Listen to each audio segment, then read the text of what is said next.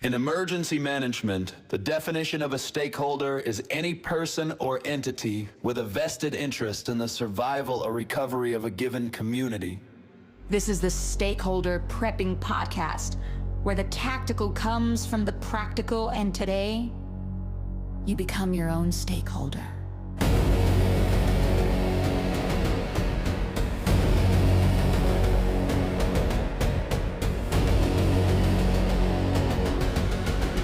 Here are your hosts, Chris and AC. Welcome back to Stakeholder Prepping, where you, yes, you are the stakeholder in your own survival. And today we are talking about shirts. Shirts and bags. Shirts and bags. Shirts and bags. Like we're hobos. talking about shirts and bags. The reason we're talking about shirts is, believe it or not, we've actually gotten a lot of positive feedback and a lot of orders on our limited edition Stakeholder Prepping shirt. So the first edition of that, as of next week, will be retired. It is not coming back again. And then the following week, we're going to do another limited edition shirt. But you only have about a week left to order the first edition Stakeholder Prepping shirt with us talking in gas masks. And I think I've got one. I think it's totally worth it. It's super comfortable, but yeah, it is limited edition, and we're serious. It's going to disappear. Yeah, that design is never coming back. But I think that's kind of cool. We have got some really good feedback. A lot of people have bought them. They like them. And we'll just do a bunch of different kinds of designs. It won't always be like that super dark apocalyptic kind of thing. There's a bunch of kind of funny ones we've got, but we have a bunch of designs in the can that we've come up with. And yeah, so that one will retire. You'll never see it again. And we'll come out with the next one. So if you would like this one, if you've been to stakeholderprepping.store, or you can get there obviously through our website. If you've seen the t-shirt, check it out. If that's your speed, go ahead and pick one up before they're gone forever. Yeah, we might bring them back for a very limited run at the 10-year anniversary, but we'll see. Are we going to do this for 10 years? That'd be crazy. That's the goal, I guess. Yeah. But yeah, we're talking about bags today. And this is kind of we already did an advanced bag episode. This is kind of the advanced bag episode. So we're going to talk about important pieces of gear that could go into any bag, regardless of whether it's your bug out bag or your get home bag. And we're also going to talk about the differences in the bags themselves. There are tons of different names for them. You've got the bib, the bob, the lone wolf, hybrids, but let's break down the four main types. So AC, you want to take this? Yeah, sure. So I think there's kind of four main types of your prepper bag.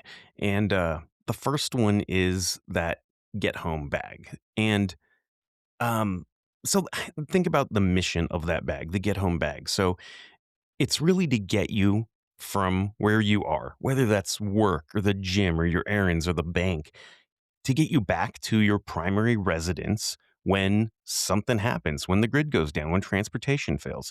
So we think of this as like the 24 to 48 hour bag. That's the get home bag. And that mindset behind that bag is mobility is king. This bag is usually kept in your vehicle, obviously, because that's usually where you happen to find yourself when you're out and about. And this shouldn't be the 50-pound rucksack. This needs to be light enough for that 15-mile plus hike. Or think about how far you usually are from home on your daily errands and commute to work and those kinds of things. You're going to have to walk that far home probably. So that's how this bag is designed. And so what's inside that bag? Obviously, the boots. I was going to say, I think mine is like a messenger style bag inside the truck. And it's super small. I can talk about mine. Mine is a little bit more of a hybrid, like you mentioned, because I find myself further away from home sometimes, but it still has those same kind of key contents. It's that you need the boots or the comfortable walking shoes, depending on what kind of terrain you're planning on. The local map is really good if you are expecting to not have access to the cell network. It's just amazing to think about how you would plan to get home if you weren't driving your car on the freeway, because just most people haven't walked that 50 miles to work or whatever it is. So you just don't know, you don't know the back roads between here and there. So local paper mat, um, water, obviously, high calorie snacks. We're generally not talking about the, 4-course MRE with a rock or something. This is generally on the go. I'm going to walk home. And then your basic weather protection, like a poncho is a really good one for this. That's kind of the elements of the get home bag. And next up is the bug out bag. And this is, I think, synonymous with all of them. We just always call it the bug out bag, but it's the bag, right?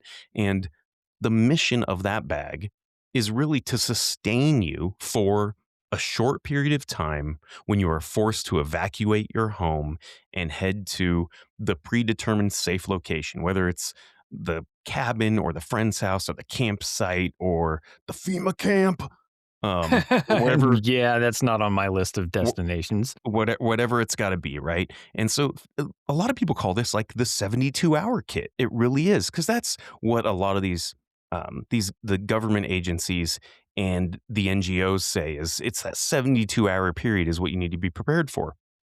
Because after that, you're either going to be able to go home or help will likely come. So that's the point of the Bob, is that it's the mindset is kind of bridging the gap. This bag stays at home.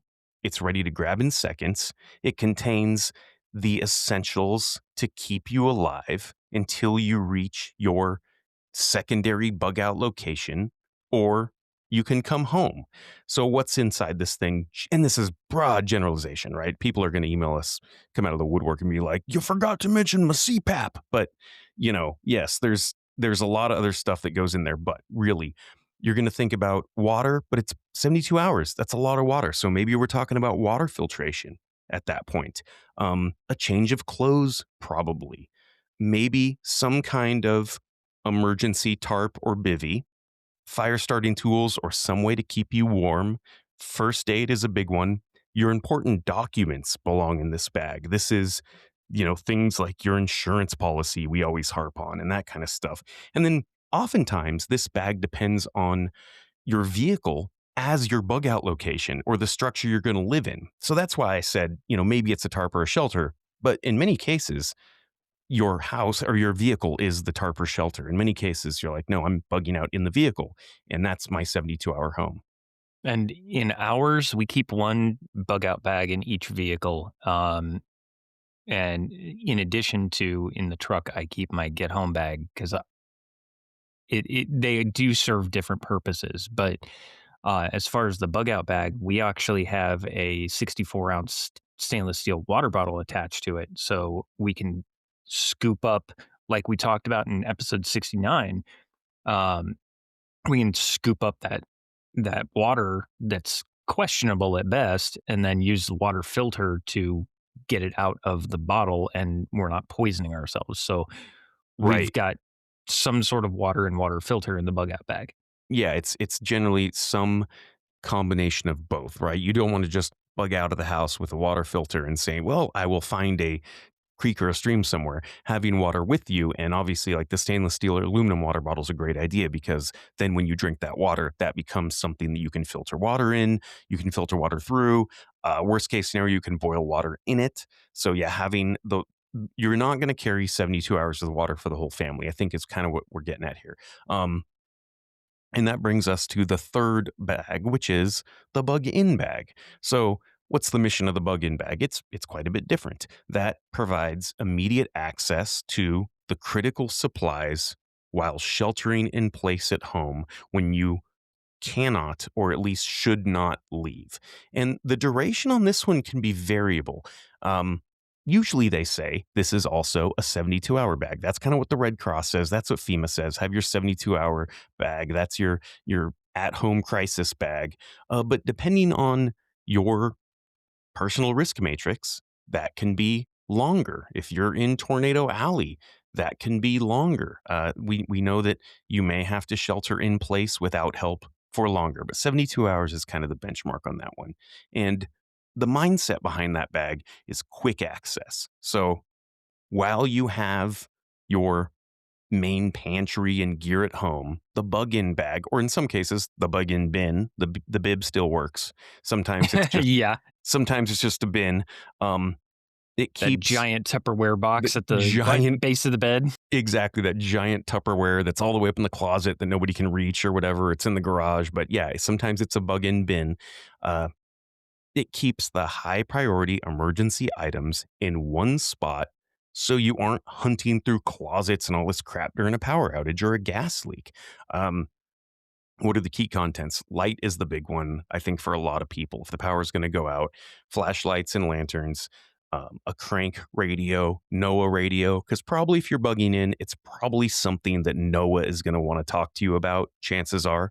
Um, I wonder if, like, zombies or alien invasions and stuff like that, do you think NOAA would broadcast that stuff because they already have your attention?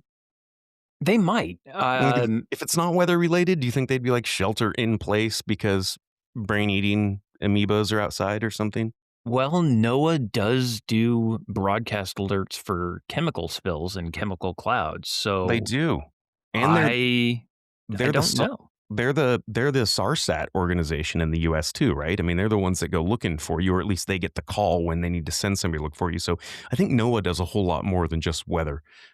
So we just need 3-Eye Atlas to actually like turn around and come Right. back and, And see what happens. yeah. Right? Yeah, no, Noah does. It's funny. Noah kind of has like all the jobs. They're like the Carson Daly of government agencies. Like they just have they have like all the little jobs, you know? But anyway, so a battery bank is a big one in the bug in bin or the bug in bag. And a wrench or tool to shut off your gas lines. This is huge. Like if you're gonna have a forest fire, an earthquake, or whatever it is, tornado, if you can't shut off your gas line, you're not going to have somewhere to bug into. So that's a tool that belongs in that bag specifically. And then your shelf stable no cook food is something to have in here. Now, That would be about 9 cans of Spam for me and a couple of MREs for my wife and about 20 pounds worth of dog food for the horde of puppies that we have. you got to think about the dogs in this one too. You're right. If you're somebody that's a go out for dog food every week on your trip to the store, now you're definitely going to have some dog food, some shelf stable pet food in here as well. And you can think outside the box, man. There's some no bake Jello recipes that are pretty legit. So, there's a lot you could do there. Now, lastly, that brings us to the inch bag. And this is a cool acronym in case people don't know what that means. The inch bag is the I am never coming home, the I'm never coming home bag, inch bag. And so what's the mission there? The mission is I'm never coming home. And this is for a total collapse scenario where your home is gone or uninhabitable forever. And the duration of this bag is pretty infinite or close to it, right? You're never coming home. So the mindset behind this bag, think of this as the portable homestead. Like this is the final boss of prepper bags. This is the last one you hope you never ever need. And it focuses on long term sustainability rather than just temporary survival. It's often too heavy to carry comfortably for long distances on purpose. So many preppers plan to move it via vehicle, or maybe it's via cart, or maybe it's via a canoe that you drag down the waterway, like we were talking about in what episode was that? 66 or Uh, 67? You had a yeah. really good Yeah, idea yeah. and I just liked it. But talking about those urban drainage systems and waterways where you could kind of like tow your stuff behind you. But this would be that bag. And so what's inside that thing? You're going to have probably some heavy duty tools. This is kind of like probably axes and saws. Maybe there's seeds for gardening in this. I mean, you could get pretty creative. Your advanced medical supplies, long-term hunting and fishing gear if you are the hunter and fisher type, and kind of that high quality forever knife, right? Like the last knife you're ever going to use knife, that kind of stuff. Obviously, the ammo and the guns and that kind of stuff, it's getting very heavy just thinking about it. But that's the bag. That's the I'm never coming home bag. So those are the four. The quick recap, right? We've got the bug in, we've got the bug out, we've got the get home, and we've got the I'm never coming home. Those are, I guess, the four main bags. There are other bags like you talked about, the lone wolf bag, and there's hybrids of each, but those are the basic four that you should focus on.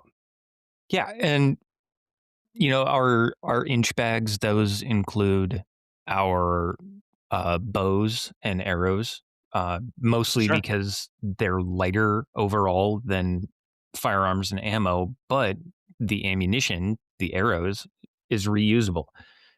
So in our bow cases, in our soft bow cases, at least, we keep a bow maintenance tool and string wax and all sorts of other things, extra arrowheads. All of that goes into our inch bag just in case we have to hunt on the move. And really, that kind of goes into adaptability being key. You have to have the right bag for the right mission. You don't want to, have your inch bag, which weighs 130 pounds of who knows what your priorities are, but 130 pounds just to get home, it's a little excessive.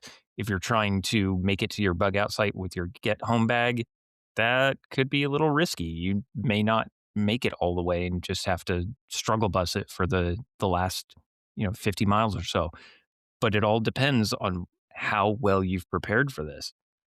And I want to talk about bags and bag designs here because most bags are going to be some kind of hybrid based on what your particular scenario is. The combination between the bug out and the get home or the bug out and the inch bag. And I will tell you that my pack, the one that I wear, is a Marting Top 75-liter Molly hiking internal frame backpack. Um, And you kind of have to think of this. I'll have a link to that on the website with the blog. It is a great pack. I have never had a problem with it. I've had it for years. I've never broken a buckle. I've never broken a zipper. And it is Molly gear everywhere. It's got extra pouches all over the place, but it's a solid pack for not a ton of money. It even includes its own rain cover. So if it starts raining, you're not soaking all of your clothes and stuff. But you kind of have to think about it this way. In prepping, the backpack is the chassis of your survival system. So whether you are building a get home bag for planning a long term inch bag, I mean, whichever one you're going with, the frame style determines how much weight you can carry, how fast you can move, how long you can last before your body gives out. And this is why I want to talk about frames. So, the breakdown of the three main types of frames in prepper terms: external frame backpacks. Let's start there. This is kind of the workhorse of the prepping world. These are characterized by a visible, rigid, ladder like frame. Usually it's made out of aluminum. Sometimes you'll see them out of steel. Sometimes you'll see the lightweight ones or the pro versions in magnesium. And that's what the bag actually straps itself onto and attaches to. These are going to be best for heavy, bulky loads, long distance trekking on established paths or roadways. Okay. Yeah, Uh, this is like the Appalachian Trail or the Pacific Crest Trail type stuff, right? That's what you see people hiking in those things on. exactly. And they do have a couple of advantages and disadvantages. So, advantages, the weight distribution. They do transfer the weight to your hips better than any other design, which allows you to walk more upright. So, that's where you get those established smooth trails just gliding along. Um, they also have ventilation advantages. So there's a physical gap between the bag and your back, which significantly reduces that back sweat. And I can tell you from personal experience, when I was in scouts, I have multiple 50 miler awards. Um, some I have multiple 50 miler awards on the same trip. Uh, but having an external frame pack does keep your back a lot less sweaty. And it's a major plus in high exertion or hot survival scenarios. Trekking across the desert, that's going to be a gift. You can also easily strap kind of those awkward items like tents, axes, rifles, full fuel cans directly to the frame because that frame acts as lashing points. Disadvantages for the external frame, they tend to get top heavy. They do have a high center of gravity, which makes you kind of wobble. It makes you less agile when you're trying to turn corners or go up hills, go down hills, things like that. Um, and then because of the wide and rigid frame, you do kind of have a snag hazard. It's more prone to catching on branches or debris if you have to go off trail or through brush. And depending on how high you have that frame set, the frame may go above your head. So you also have to be conscious of low hanging branches. Otherwise, you're going to end up on your back and not in a good way. Um, but advantages, disadvantages, that's going to depend on your scenario, your mission, and your distance that you have to travel. Then we move into the internal frame backpacks. And these are kind of the modern standard, the agile modern standard, because the frame is kind of hidden. It stays integrated into the fabric of the bag. And usually it's aluminum or plastic rods that make up that frame to give it some rigidity, but it doesn't have the external frame to catch on stuff. So this is best for bugging out through rugged terrain, urban environments, doorways, windows, kind of that dynamic movement where you have to be ready for anything. That's why I like mine, is because it's an internal frame pack. Some of the advantages here, internal frame packs, they have a lot of stability involved in them because the pack sits flush against your back. So it keeps your center of gravity neutral. It doesn't change where your center of gravity is based on how much is in the pack like an external frame does, which that's kind of critical if you need to climb, run, jump, anything like that. And then they do have a lower profile because that frame is inside. That bag is less likely to snag on brush or get stuck in that tight urban space like a narrow hallway or broken window or something like that. And if it does, you usually have enough leverage to force your way through it. And then most modern internal frames can be adjusted or bent slightly to match the specific curve of your spine, including scoliosis. So it's not just the front to back, it's actually the curve left to right of your spine as well. Disadvantages, the sweat factor, 100%. Because it's hugging your back, it traps heat. In winter, that can lead to damp clothes that actually increase the risk of hypothermia during a rest stop. And when you're moving, you're going to feel all nice and warm, but you don't realize that you're building this puddle of sweat into your clothes. Uh, Number two disadvantage, packing discipline. You do have to pack carefully because if you put a hard object like a canned good or a can of peas or even an extra handgun that you found on the side of the road, if you put that in the wrong spot in your pack, you're going to feel every bit of that in your spine. And then I want to talk about the no frame or frameless backpacks. These are the ultralight minimalist choice, right? These are definitely good for your get home bag. They could be good for your bug in bag. They have no rigid structure at all and rely on how you pack your gear to create shapes. So these are going to be best for the get home bag or high speed, low drag missions where every ounce counts. Think your scouting mission away from your bug out location. So advantages, the weight. These are incredibly light. They're oftentimes under 2 pounds, meaning you can carry more supplies and less bag. You're not spending ounces on the weight of the bag. You're spending ounces on the weight of what you're carrying.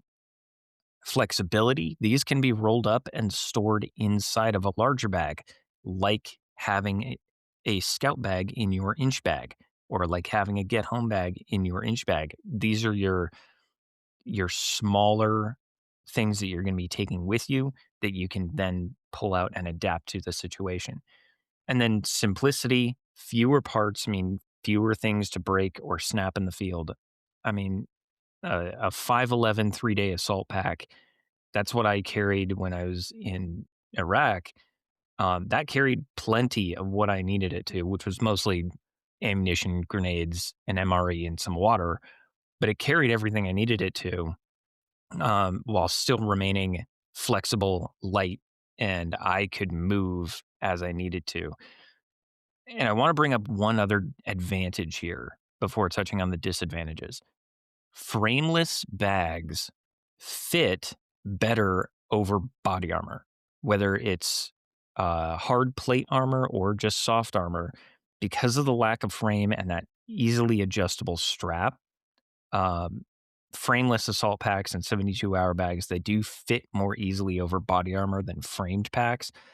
If you're looking for the type of protection that body armor provides, but you don't want to wear an actual vest, Hardwire actually makes level 3A backpack inserts that you can just drop into your pack. And that also has the advantage of creating a semi frame for the pack. Disadvantages to a frameless pack: anything over 20 to 25 pounds is going to become painfully uncomfortable because those straps are a lot thinner and they're pulling directly down on your shoulders as opposed to onto your hips. And then collapsing. If the bag isn't full, it does tend to sag and pull away from your body, which ruins your balance. Think about back in the 90s when you'd see kids in high school that had their straps all the way extended, their backpack was all the way down to their butt cheeks. That's what you're looking at with a frameless pack. Yeah, that's a good call. You're right. And it's funny because you said you've got a 75-liter backpack or whatever. Yeah. And like you said, adaptability is key. My bag is actually pretty small. It's about 20 liters, but through tons of trial and error and testing and practicing your preps, I have everything I need to get home. And I'm sometimes very far from home. We've got a couple of listeners we've talked to about that might be hundreds of miles from home and just kind of wanted some advice on what to do. And dude, I have everything I need, but and this is one of those things where I have just over and over again gone and said, oh man, I can save 3 grams by using the Climate butt pad instead of the Coleman butt pad. I'm doing that. And so, I've swapped out a lot of this stuff. Now it is heavy, and my mission is a bit different for a couple of reasons, but I really only have a get home bag. I'm not bugging out. I have enough space that I don't need a bug in bag. My whole homestead is a bug in bag, but my get home bag is really kind of part inch bag because I could find myself hundreds of miles from home. So I'm kind of set up with the tent and the sleeping pad and everything I need to make and procure food and water on the road. The other thing I did to save space is that I have a separate first aid kit from my get home bag. So in the back of my vehicle, I've got my get home bag, and then I have a separate first aid kit that has a strap that I could carry separately if I needed to. But the reason I did that is because I don't want to have to pull out, my full bag full of Glock magazines and life straws if I have to render first aid on the road. And looking at my personal risk matrix, I am far more likely to happen upon a car accident than I am to, need to run 300 miles home after an EMP. You know what I mean? So that's kind of where I came up with that.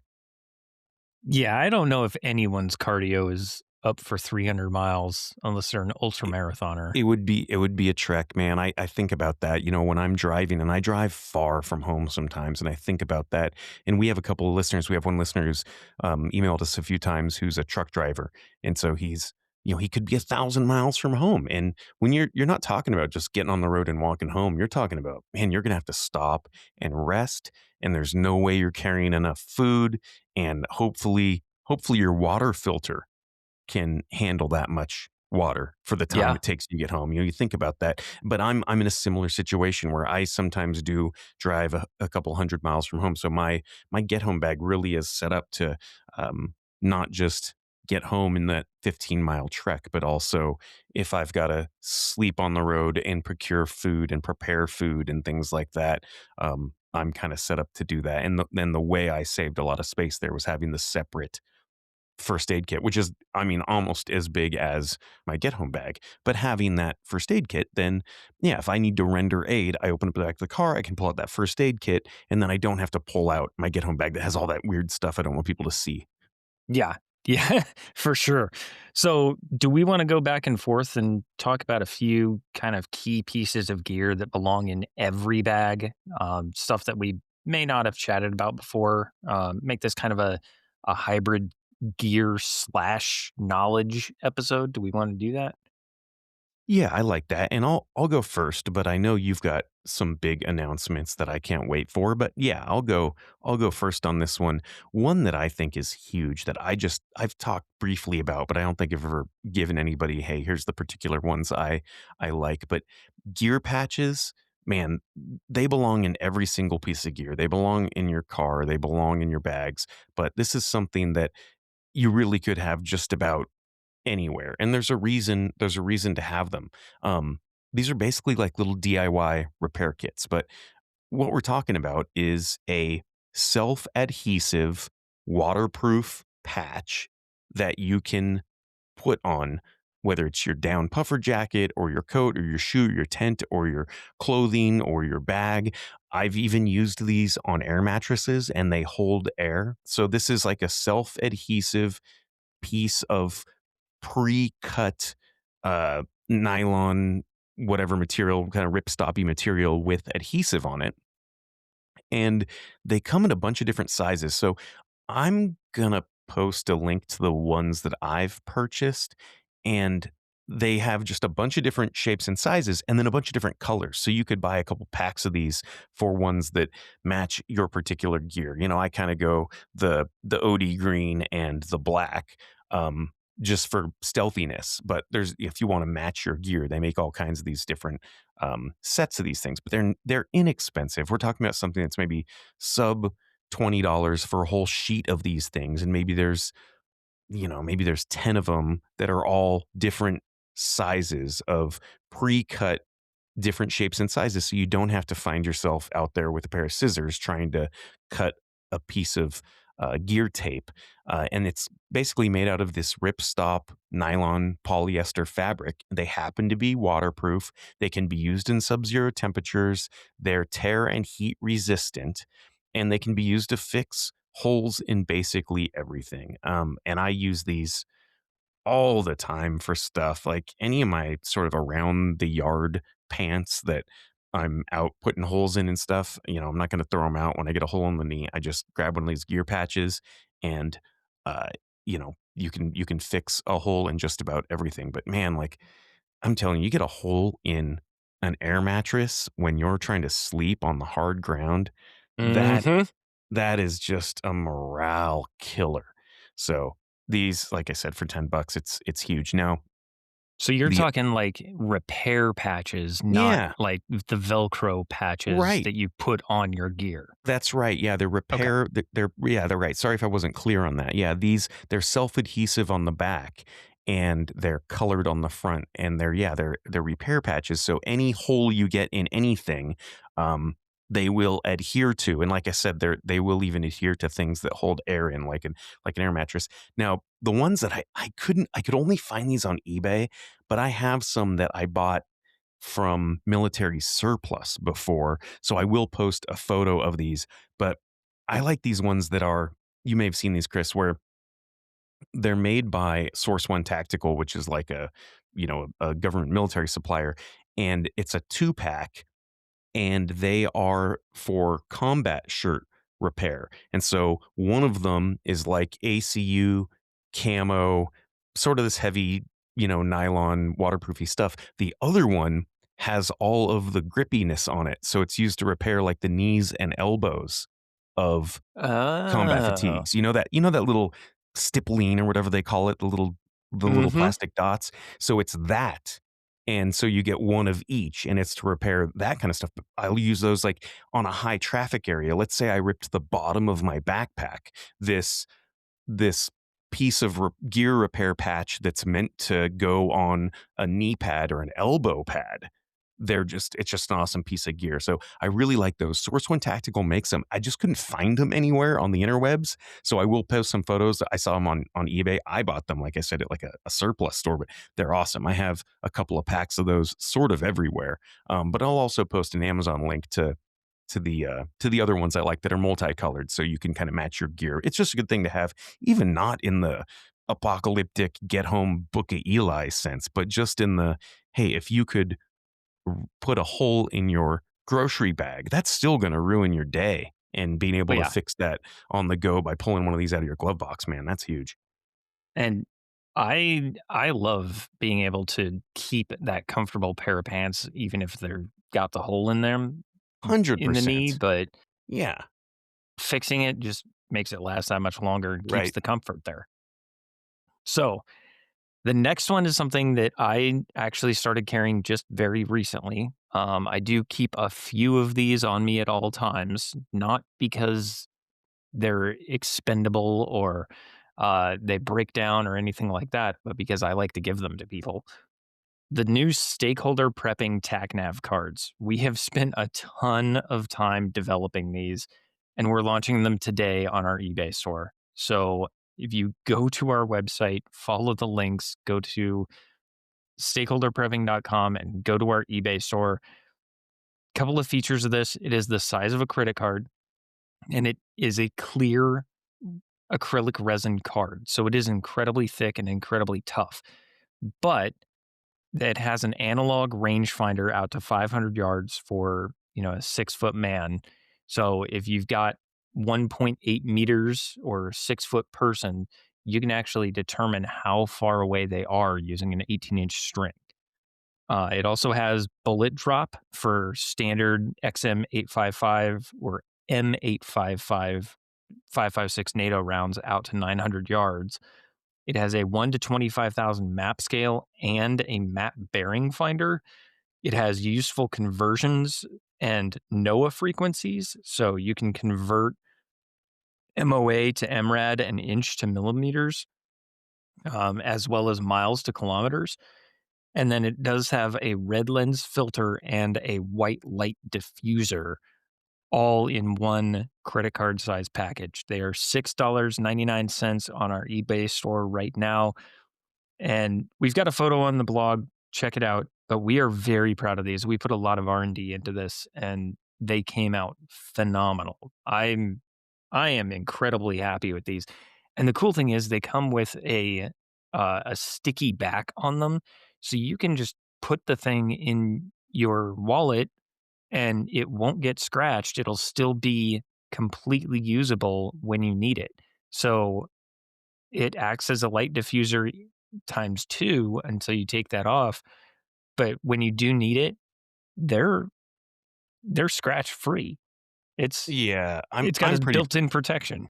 I'm pretty proud of these. We did a really good job with these, and this was like the third generation that we took a stab at to make like a navigation card. And I think probably anybody listening has no idea what you're actually talking about because it is really hard to explain what this is. But yeah, It is. it's just a clear plastic card about the size of a credit card that has a lot of these features, and some of them happen to be sort of see through. But yeah, if you picture a little window, if you will, that has a like a slanty triangle on it. If you hold this 18 inches from your face, you've kind of made two sides of that triangle. So if you look at a 6-foot man through this little window, depending on how big that little guy is through the window, then you would be able to determine approximately how far away you are from that person or that 6-foot tall object, out to 500 yards. And it's pretty impressive. Analog rangefinders go back a really long way. I've seen some that were like Civil War era, where it was like a little metal. Have you seen these? It's like a little metal slidey brass thing. Yeah, And yeah, it's the same kind of thing almost. So I mean, basically, yeah, we had to get a lot of help and do a lot of math. But it's uh, actually the same mechanism that is on the rear sight of AKM AK-47 modded uh, oh, really? variant. Is that true? They use a sliding rear sight. Yeah, yeah, interesting. Yeah, so anyway, it's kind of cool. I think we've put a lot into this, and just to have something in your, in your wallet, and yeah, it's kind of become our business card too. So if you happen to see Chris or I out in the world ever, we'll probably just give you one. Um, Yeah, that's $7 in your pocket right there. yeah, I know, right? It's the business card. Um, for me, one thing that I keep in my bag, and I know this probably doesn't belong in everybody's get home bag, but maybe in the the bug in and the bug out and the inch bag, and certainly in my get home bag, and like I said, some of our listeners that travel very far from home, their get home bag, um, Grim Grim Workshop, our friends over there, they have a stove cooking set. It's called the Grim and Barrett cooking set or stove set or something. The one thing I'll say about Grimm is I love Grimm. They're awesome. I think they do listen to our podcast often. Their website kind of sucks. Like as far as navigation, it's just hard to find stuff. When I go looking for something on their website, it's hard to find. But this this set, if you will, it comes with their they call it their bare bones pocket stove, and it's basically it's a solid fuel, or like a biomass stove. It basically just turns into a little cooking surface that you can use twigs and sticks and stuff to make a stove and have a cooking surface.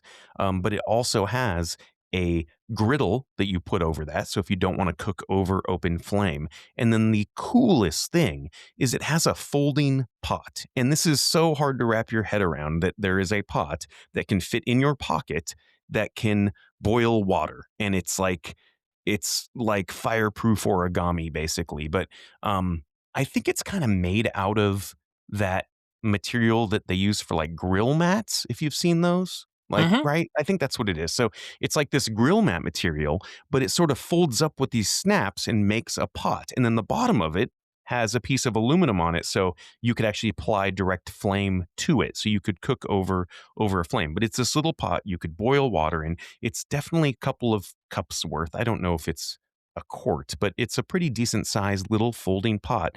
And the entire cook set fits in your pocket. It is crazy. It's got a stove, it has this folding pot, and the handle is made of 550 cord, so you could harvest that cord if you needed more cordage. And then it has, like normal Grimm stuff, it has their little tools that stick to this flat surface. It has a serving fork, it has like a cutting utensil, and then you put those together and they make a set of tongs. And it's got a can opener and a spatula and a pot scraper, and it has that little griddle, and then it has these cooking skewers as well. It's just a very cool set. And like I said, I love Grimm, but just navigating their website kind of sucks sometimes. But we'll post a link, and we get an awesome deal with them. So this whole set, I think it's about 99 bucks, and that ships for free because it's over the Grimm $50 limit. But it has the stove, the pot, like literally everything you would need for a camp kitchen that fits in your back pocket, and we get 10% off with our code prepping there. So anyway, I think it's the coolest thing Grimm makes. They don't market it that great, or just they don't market it very much, and it's kind of hard to find. But when you see this thing, you're like, holy crap, I get it. And it's just such a cool thing. So me personally, man, that's in my get home bag. And if I ever need to cook, or if I need to boil water, or if I just need to warm up an MRE in the boiling water or something like that, it's just an awesome set, and it's so compact. I cannot explain how compact this entire camp kitchen is. So it's like a tactical origami easy bake oven? It is a tactical origami easy bake oven. That's exactly what it is. That's right. Nice. With utensils. It's funny because the utensils, the four utensils it has, they all connect and they make like two sets of tongs, and it reminded me of I don't know if you've ever been to Korea, but in Korea, you don't really touch your food ever. And so, but they love fried chicken. And so you go to these fried chicken places and they make you eat the fried chicken with tongs. Like you take tongs and I'm not kidding. And it's like, and you pry the chicken off the bone with tongs. Cause it's like, you shouldn't touch the food, but it's like chicken wings.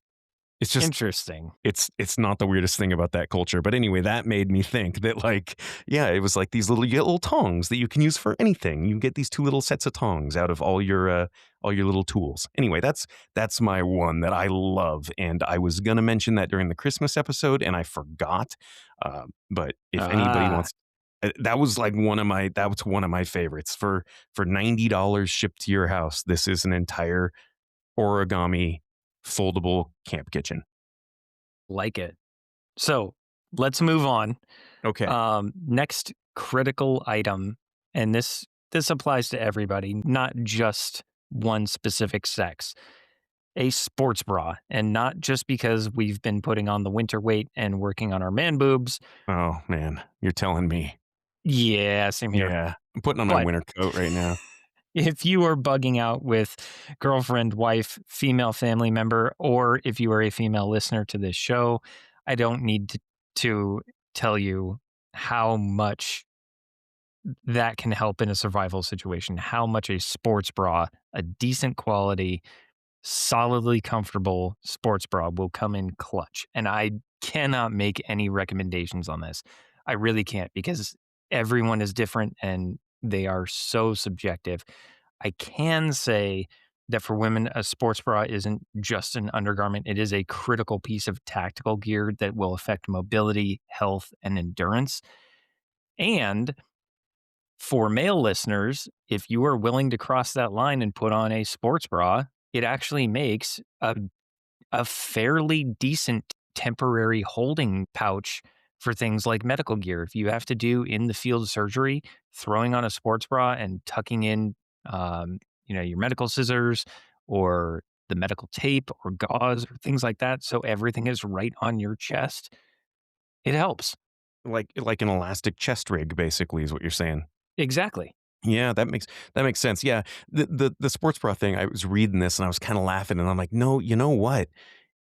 Any of the women that listen to our show, and there's a lot actually. It's crazy how many of our listeners are women. You get it. We need to preach to you. But any of the guys that want to help your lady friend get into prepping and work on the get home bag, this is kind of like the comfortable walking shoes. It's the same kind of thing. This is not the piece of EDC gear that every woman is going to wear, but in a hiking 10 or 20 or 50 miles situation, man, it's going to come in handy. So just have that recommendation handy. I think that's a great one. Uh, for me, one other one is the waterproof backpack cover, and I'll talk about there's so many other uses for this, and I'll try to go through it fairly quickly. But if you don't know what this is, it basically looks like a giant shower cap. But they come in all sorts of colors, and I'll post a link to the one I like. Obviously, you'd need a bigger one for a bigger bag, and you can get them in high vis or you can get them in low vis for stealthiness. And I like the ones that are reversible. So maybe they're all blacked out on one side, maybe they have reflective tape on the other side. But there are a ton of off label uses for these, and they're just a very versatile piece of gear for like $10. Um, Besides the obvious, if you put it over your backpack, you keep it dry. Uh, you can use these for all kinds of stuff like water procurement and storage. So, rain catchment, because this is waterproof from the one side, obviously that means it's waterproof from the inside. So, you can scoop up water with this from a body of water if you need it, bring it back to your camp or your Yeah. shelter, right? An emergency water basin. You can use this to hold water for sponge baths or cleaning gear or game or keeping the ground from soaking up your limited supply of water. You can use this for gear and logistics management. So preventing water weight is such a huge one. A common mistake, I think, from a lot of preppers is they'll have their gear inside of dry bags, or their gear doesn't, or their gear can get wet. And they're like, I don't need a cover on my bag. However, a soaked nylon backpack can add like 3 to 5 pounds of water weight to your load. My It's assault pack would gain that much. I can't imagine what my oh, 75-liter Marting top would I weigh. couldn't imagine. So a cover keeps your pack fabric itself from becoming waterlogged. And then you can use these as a foraging bag. So this elastic rim makes this perfect sort of instant basket. So you could carry a large amount of volume of tinder or wild edibles if you've found stuff. So that's a cool one. It makes a great game processing mat. So you can use it as a clean, sort of waterproof surface when field dressing small animals to keep meat off the dirt. And it can be hosed off or washed off easily afterwards because it's kind of slick and waterproof. You can use it as a little mini shelter vapor barrier. So, like a ground sheet. Think about it like that. If you have to sit on the wet or frozen ground, the cover acts as a waterproof barrier to prevent that conductive heat loss. And don't make me do the Bear Grylls again, but I remember, won't make you. a layer on the bottom is worth two on top. So that ground sucking heat can get into your body if you're touching the wet ground itself. You make an improvised pillow so you can fill this up with leaves, spare clothing, things like that. Um, and then a big one is if you use one that's reversible and it's high vis on one side, you can use it for signaling, and you can use the low vis for hiding. And I really like getting the reversible one for both. One thing you can use this for is like night marking. So if you have to leave your pack and leave your camp and go scout or fetch water, you can leave this sort of hanging reflector in a nearby tree, and it will help you find your home base in total darkness because you'll shine a flashlight and you'll know what you're looking for, and anybody else would just see, you know, a little reflective stripe or whatever. But you could use that for night marking. And then there's some hygiene and first aid uses. Like I said, you could use it for a water basin. It can function as a sink if you need to soak a wound or wash your hands with minimal wastewater.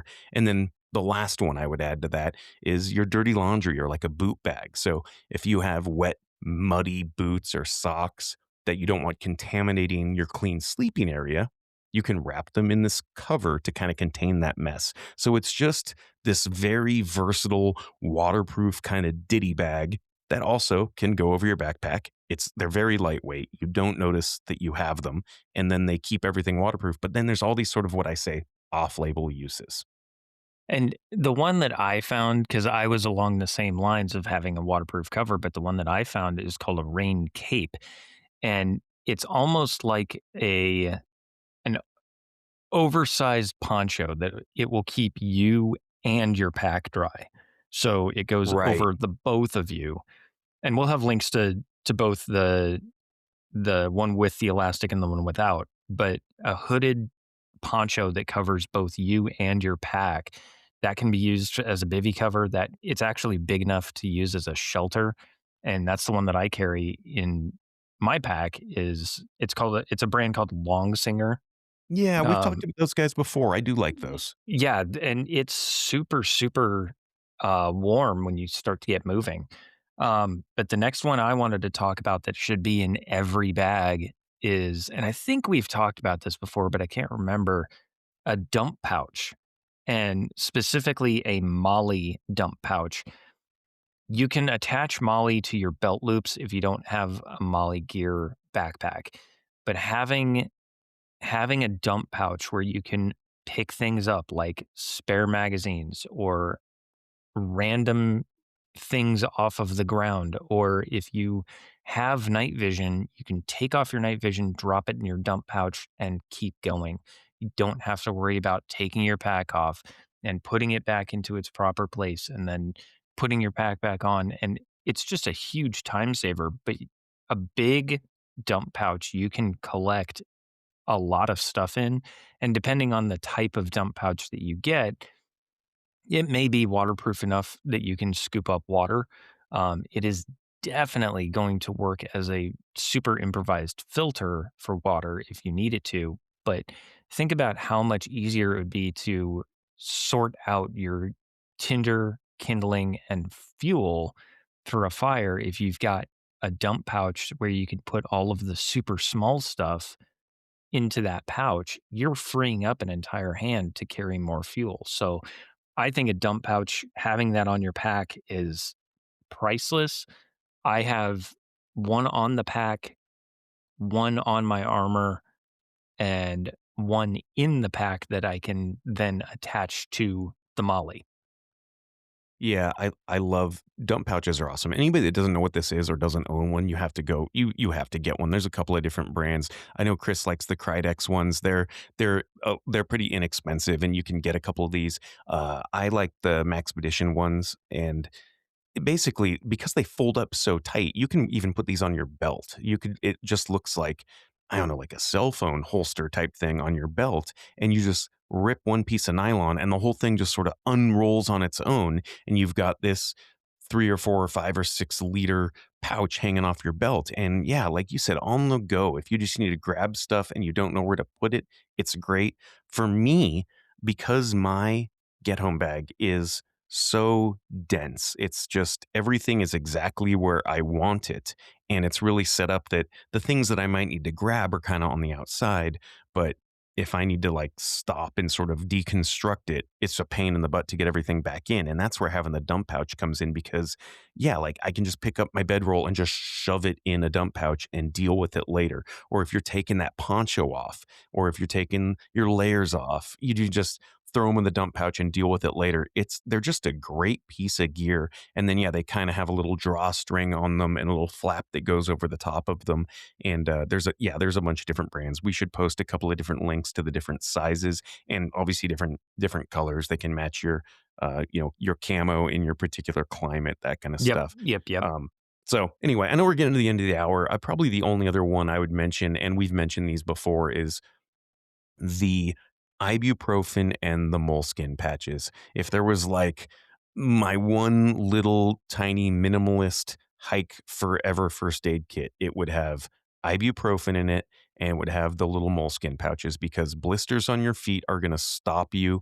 And if you have to sleep on the ground overnight and you're not used to that, and then you're going to walk all day, man, you're just going to be an absolutely wrecked human being in the morning. So having the little bit of ibuprofen is going to go such a long way. And I'm not like a you know, aspirin addict or anything. I never take painkillers, but I'm telling you, like if you were going to go walk dozens of miles and then sleep on the concrete and get up and think you could do it again, you Good are luck. crazy. Good luck. Good luck. So ibuprofen is going to go so far, and those little moleskin patches, and we'll post links to some. Like I like the little like it's just a little 2 pack, rip open ibuprofen that you can put anywhere. And then the moleskin pouches. I mean, again, that's like they're $10 and they have all different shapes and sizes, and they just absolutely save your life. So those are the things that belong in any pack, anytime you're going to be walking anywhere, those two things. And maybe a change of socks. I don't know. What do you think about that, Chris? Yeah, definitely change of socks. Did you have anything else? I did. So 550 cord should be in every prepper's bundle for everything. 550 cord is insanely useful all over the place, but For sure. specifically for these bags, locking climbing rated carabiners. So like Frescaro makes them, but you don't just want climbing carabiners, you want specifically locking climbing carabiners. And you'll know if they're climbing because they'll say like 25 kN or kilonewton rated. And either a screw gate or a auto locking or a snap gate or even an S curve carabiner, invaluable. And they're not expensive. I think you can get a 3 pack for $10. We'll have a link. And then the last thing that I have is actually Gorilla 2-part epoxy. Just that clear epoxy that you can mix on scene. I want to say it's like a 5-minute set time, but if you've got a hard piece of gear, or if you need to repair a canoe, if you need to repair something in your engine block, if you need to repair, or I won't say engine block because that'll melt, but if you need to make hard item repairs, epoxy, that 5-minute quick set Gorilla 2-part epoxy is brilliant because it is waterproof. It sets fast. I've got, I think, 3 tubes in my inch bag. Yeah, and I'm embarrassed to admit how many times I've fixed something very, very important with 2-part epoxy. Like firearms and stuff, you know? And it's funny because we actually did post a link or a meme not too long ago about all the, 3D printed parts and Velcro that people put on guns. I hate that stuff. But man, I'll tell you, I have repaired some weird things with two-part epoxy and it lived forever. You're right. It's just so invaluable. Something that is more than your duct tape can handle than yeah, two-part epoxy or a cold weld or, the JB weld or something like that. But to your point, the fast set time. You can't go repair gear on the road with a 24-hour set time. That just doesn't work. So yeah, you need something with that quick setup time. And you can always combine it with, if you've got a crack in something critical, you can epoxy it and then duct tape it. And all it's going to do is reinforce the layers of the duct tape. Right. Yep. Yeah. That's good. That was awesome. That was actually a pretty fun episode. I can't believe we haven't really talked about the mechanics of the bags yet with how important they are to the prepper sphere. Well, and I don't know that anyone really does talk about the mechanics the way that we do. It gets into the science and things like that. A lot of Yeah. people just read from Wikipedia pages, and that's Right. not our style. So, Right. but anything else before we finish out this episode? No, that's it for me. I think we went a little bit long, but this is a good one. This was an important one to do. I think it was too. I'm going to say go to stakeholderprepping.com, grab one of the shirts, one of the limited edition shirts, and definitely grab one of those TACNAV cards. $7 could save your life, and they make a great gift, birthday gift, Christmas gift for Oh, next year. I got one saved around, Chris. Anybody that's still listening past the 1 hour mark. We have a lot of really good reviews online and a lot of very good 5-star ratings, but we never really focused on the iTunes, the Apple podcast stuff for some reason. Yeah. We just didn't focus there. And so we have maybe like 6 5-star reviews there, but we got one douche canoe that gave us a 1-star rating with no review, just 1 star, and that was it. And so it kind of messed it up for us. So this is what I would like to say is if you give us a 5-star review, and I'm not trying to buy votes here, but if you give us a 5-star review and it's cool and you send it to us on specifically Apple, the iTunes one that we're having a hard time with there, I'm just going to send you a TACNAV card for free. Oh boy. Just do it, screenshot it, and let me just send you one because that would just really help us out. I think a lot of the podcast aggregates show us a bit unfavorable because we just had one star rating on there and then not a lot of other ratings at all. So if you could help us out with the Apple iTunes rating thing, yeah, don't pay $7. Let me just send you one. I will send you one for free if you can help us out. I think that's fair. So, listeners, you have homework, and we will see you back here next week for a completely new topic. And as always, remember, you are your own stakeholder. We'll see you then.